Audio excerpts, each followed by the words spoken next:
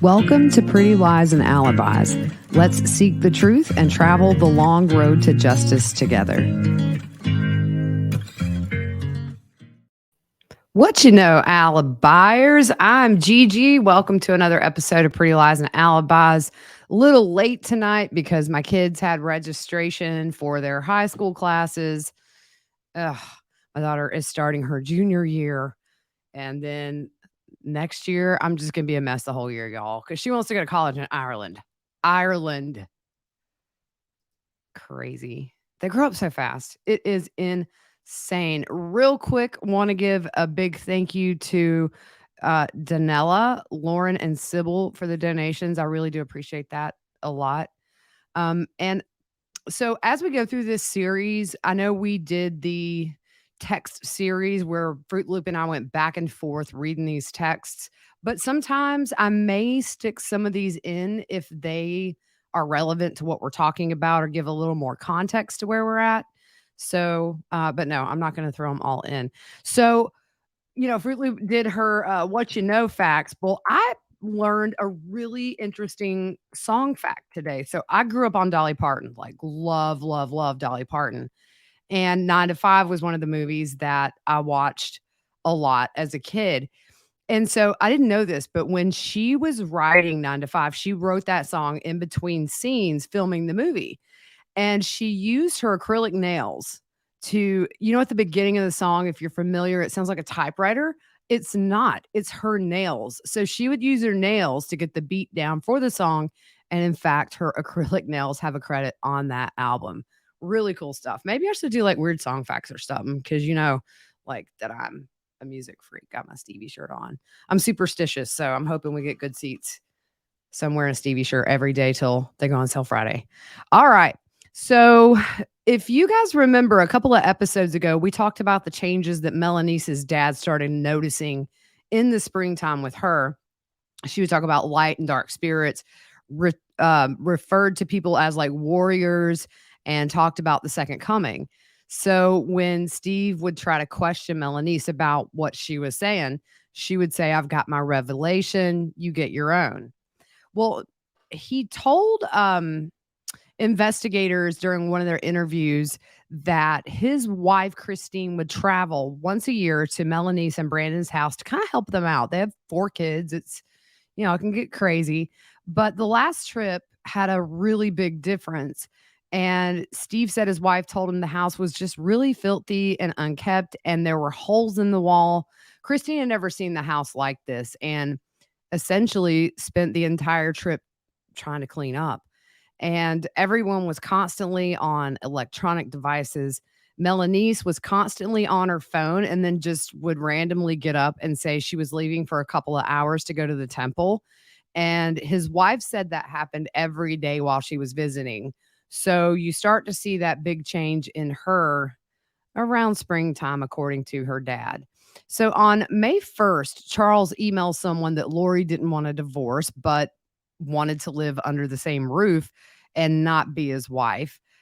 He says she doesn't want to be with me anymore. I'm not sure I can do that. So she just wanted that money to keep coming in, but not actually have to be his wife. Sorry, y'all. My hair is like going right into my eyeball. So Lori and Zulema text on May 2nd, and Zulema asks if everything is okay with Lori and her family. And Lori said she just finished clearing the whole world, y'all. She cleared the whole world that day. She said, it's a big deal. You were there every day, part of me. And Zulema tells Lori that she has a feeling that something may happen to one of her family members. So, of course, Lori's intrigued and says to call her. On May 3rd, Zulema texts Chad and says that someone in Lori's family is going to die. So May 4th was Tammy Daybell's 49th birthday, and unfortunately her last. And we really haven't discussed a lot about who Tammy was as a person. And unfortunately, I got pretty much all of this from her obituary. I've heard some friends of hers speak out about her. Just really sounds like such a nice, loving lady. But, we know the sad ending, but we don't really know about her kind of beginnings and middle. So I wanted to take a moment to just talk about Tammy. And it says that she enjoyed growing up in South Pasadena and Anaheim in Southern California with her Cooper cousins and living close to Disneyland. She and all her siblings were chartered members of the mentally gifted students at, I think it's Cerritos Elementary School, which enabled Tammy to develop creative thinking skills that she used throughout the rest of her life. It says she loved putting on family shows that she produced and directed, getting family members to join in. And she had a happy childhood with many memories, including trips to the beach, camping at Elfin Forest and Calico Ghost Town. When Tammy was 13, she moved with her family to Springville, Utah. She was an excellent student. She played the drums and the clarinet in the Springville High School band and was the yearbook editor her senior year. There's a picture of her doing the editing of the yearbook I should put out there. But most of all, she was known for her friendly smile and kindness to everyone. Tammy shared a love of books and reading with her family and created her own library, lending books to her siblings with actual library cards and fines when they weren't returned on time. She loved classical musical movies and learned the songs and words, and then she and her siblings would reenact them. And I'm just going to say, while that guy continued his schooling, Tammy supported the family by working as the secretary for Springville Parks Department. As part of her job, she typed thousands of handwritten burial records into a computer database. That doing that helped spark her interest in family history, which later became her favorite hobby. And throughout her life, she submitted more than 100,000 names for temple ordinance work. She even managed to teach her computer challenged mother to learn and join in the gathering of family history, which her family said was a miracle. After that guy graduated and took a job in Ogden, Utah, Tammy became a full time homemaker and mother as their family began to grow. She loved her children deeply and encouraged them in countless ways, and she often took the children to public libraries and helped them develop a passion for reading. The family returned to Springville, where Tammy later became the computer teacher at Art City Elementary. Says Tammy was a computer genius who had a talent for graphic arts. And in 2004, she co founded Spring Creek Book Company with that guy. And Tammy wore many hats as their company grew, juggling her role as chief financial officer and also designing book covers. She was the true backbone of the company, and she was proud of the dozens of books the company published over the years. In 2015, the family moved to Salem, Idaho, and she became the assistant librarian at Madison Middle School. She later became the librarian at Central Elementary School in Sugar City, Idaho. She was treasured and loved by the staff and students alike. She served in numerous capacities in the Church of Jesus Christ of Latter-day Saints, including as Stake Girls Camp director and as Young Woman president. She also served in Relief Society and primary presidencies. She loved the women and girls she was privileged to serve with. Tammy's true focus throughout her life was her family, from serving a delicious dinner each Sunday to remembering every birthday and holiday with gifts. She also loved all sorts of animals, but she especially loved Indian runner ducks. She also raised pigeons, chickens, cats, and rabbits, knowing each one by name. She loved gardening, cooking, and playing games with the family. Her laugh will be remembered and cherished. And at the time she was murdered, Tammy had two grandchildren and a third on the way.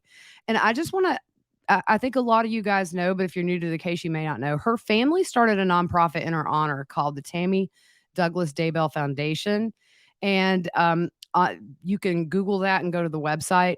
It says the foundation's mission is to give children the opportunity to learn to love the written word.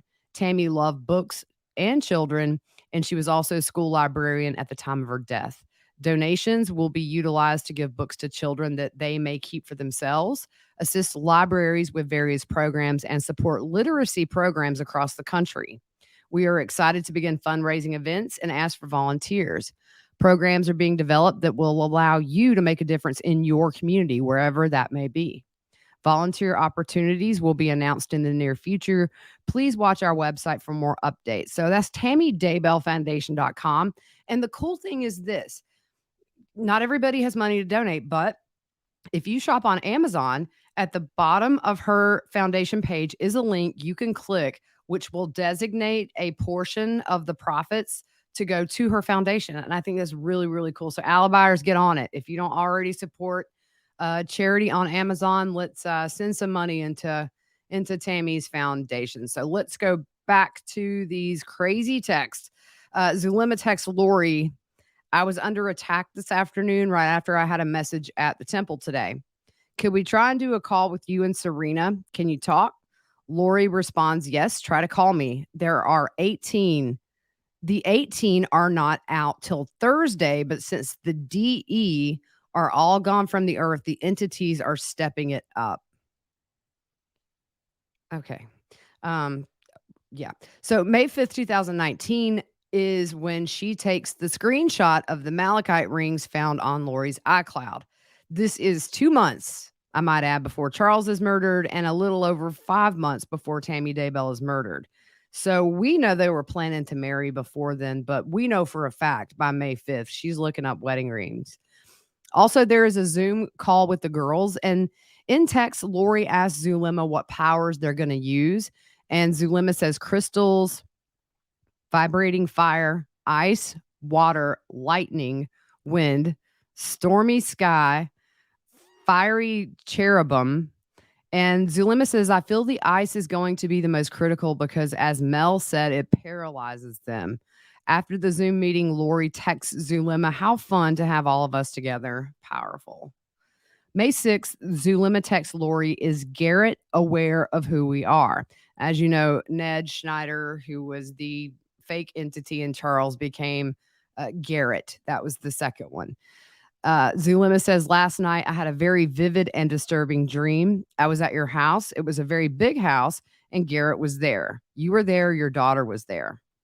Lori responds, he is aware. Yes, he uses a lot of weapons and tactics against me. It's a constant struggle. So May 8th, Charles emails someone that he agreed with Lori that he would move out soon. And May 10th, Charles forwards Lori a breakdown of expenses for a rental house and a message also that a refund is on the way. May 11th, Charles visits websites about how to file for divorce in Texas without a lawyer.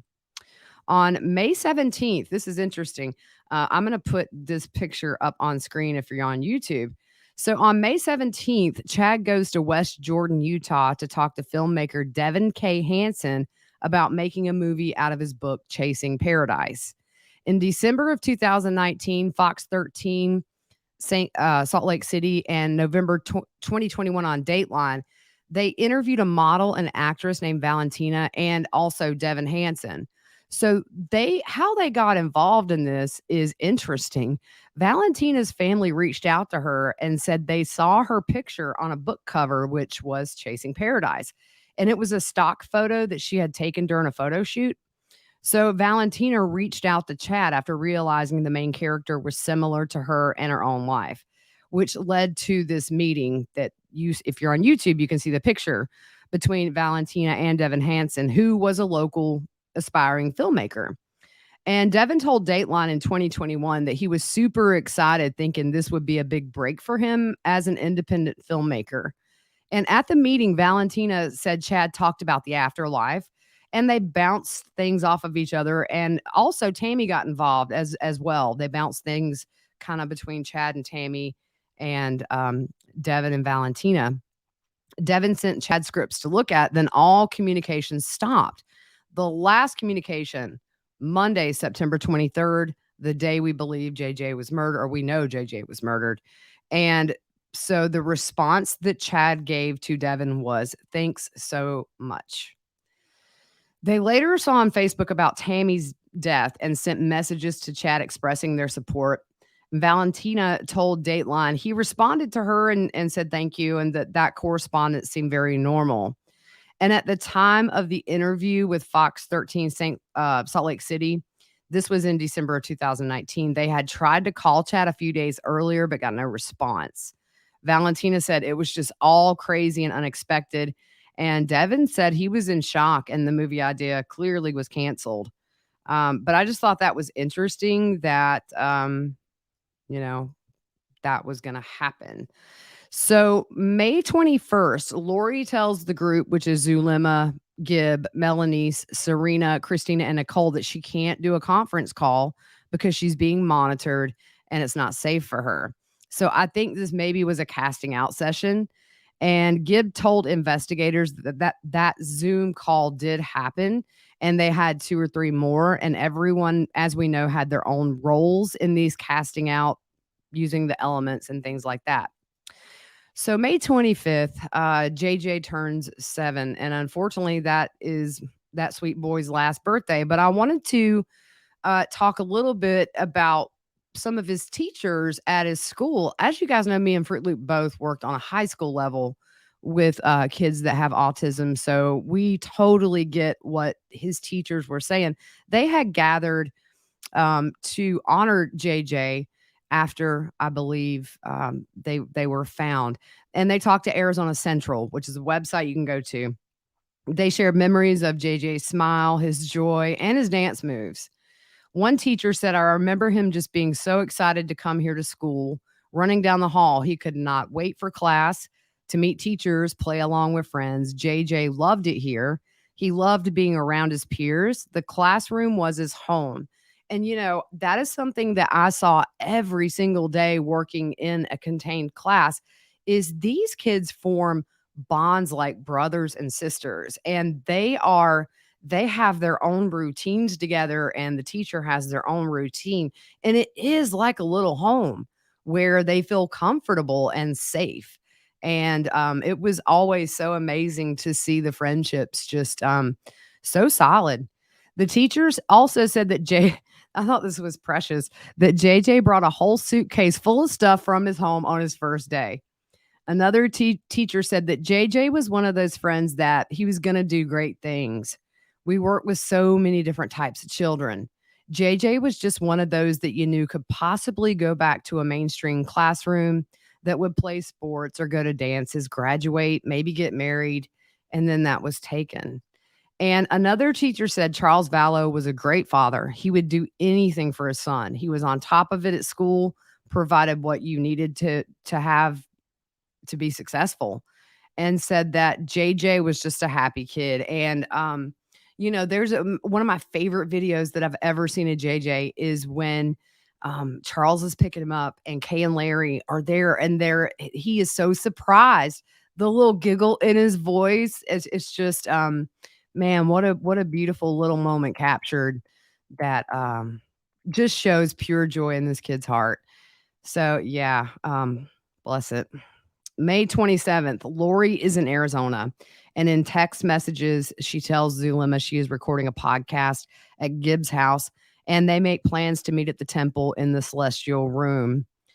I hope they saged that celestial room after all this stuff, y'all. They had to get some stuff out there. So May 28th, Lori texts Zulema, I will. Garret was out for almost 2 minutes and crawled back in. We need to do it again, maybe tomorrow. So on the same day, it seems like Lori flies to Salt Lake City on Delta Airlines, and she paid $347.30 for that ticket.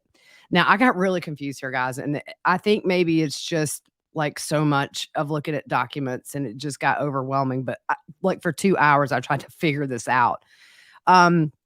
They agreed to meet in the temple, but Lori's in Utah. So I'm sitting here and I'm just trying to figure out how in the heck is she in Utah and Arizona? But what it is, they're meeting through text at different temples and texting all this hogwash. So on May 29th at 10:06 a.m., Zulema texts Lori, I will go in spirit when the bombs go off, and I'll be there to see JJ's spirit go to the presence of the Lord. Then I and the angels will protect the bodies and not allow for them to be possessed by evil. How do these people sleep at night? Like now, how do you sleep at night? I just don't get it, y'all. 10:32 a.m., Lori texts Zulema, perfect. I found out there are 4. One is a level 4 entity. His name is Hiplos. The H is silent. There are 3 other level 3s. Let's do this. So at 3:36 p.m., Zulema texts Lori, I encapsulated them with the invisible hidden capsules that will close and capture them as soon as the bomb goes off and they leave the body. I also created a safe path guarded by warrior angels for Jonas to come and bind them and take them away as soon as they exit the body. I have a good feeling of this. I saw myself protecting the bodies. And of course, Lori tells Zulema that she is a goddess. May 30th, Charles texts Lori, Blue Cross Blue Shield is a freaking nightmare. I feel you on that, Charles. We do not have a policy with them. I have to start all over because our qualifying event was moving from Arizona to Texas. They said the plan they quoted doesn't show in the system. I'm on with them now, going on 50 minutes. I'll update you as if I make any progress. Lori responds, I can go online and start over and pick another policy. Is their website accepting payments? Are you taking JJ to Adventure Kids? Is he still asleep? Charles responds, and I need to know whether or not to pay our old health insurance people. If we got Blue Cross Blue Shield, we don't. So around this time, Zulema is texting Lori asking if she wants to meet up for lunch tomorrow. But Lori responds, I would love to, but I'm out of town. And that's kind of where I realized they were doing this over text. I'm not going to the conference, but thought it was important to my friendship with Gibb to go to Utah with her. I'm hoping to have a reason soon to have to go back to Texas. Working on that now. I'm told he can't stay there more than 5 days, so it has been 2. I'm told our time bomb is in effect and it's only a matter of time and circumstance. Remember, I'm told is something that Zulema and Gibb both said. When Lori said, I'm told, that means that came from Chad. Let's see. Lori also says, I've also found out some other great info, and your revelation yesterday about hidden entities and deeply hidden entities was the key. Again, you are amazing, Zulema. I just love you so much. So Zulema says, I have a feeling that you will have a reason to go back very soon. I'm continuing to send storms, fire, lightning, fireballs, the light of Christ, and the love of Heavenly Father as our biggest weapon against them soon, very soon. So we're almost finished with this episode. On May 31st, Charles texts Lori, I know you've got a busy day, but I need you to answer one question, yes or no. Do we have new health insurance effective tomorrow? Have a great day. I don't see that there was any kind of a response, but Lori apparently didn't need health insurance and she didn't need to eat or go tinkle either because she was exalted. So Chad was supposed to speak at a conference, but didn't, saying there was a family emergency. And the event announced that David Warwick and Sean Littlebear would be filling in for Chad. And the event spokesperson said, we regret he won't be able to attend this Preparing a People event. But I think Lori was still in town. So that was the family emergency, a loin fire, essentially. June 1st, Chad does a Google search for Hiplos twice. So we're getting into June. We know July 11th is when Charles was murdered. We're going to stop here. The next bit gets kind of deep and really don't want to make this an hour long. But anyways, really appreciate you guys listening in. And I'm keeping an eye on the other cases we cover. It's just really quiet right now. We do have coming up in a few weeks the Wagner trial out in Ohio, Pike County massacre. I am very interested in that trial. And anyway, so thank you guys. Welcome to all of our new listeners. We have a lot of new listeners. And just want to make sure you guys know I'm on social media. I'm very active. Reach out. You can send an inbox. You can email me, gg@prettyliesandalibis.net. So anyways, I hope you guys have a really good evening. I'm going to go watch a movie with my kiddos. We will see you soon.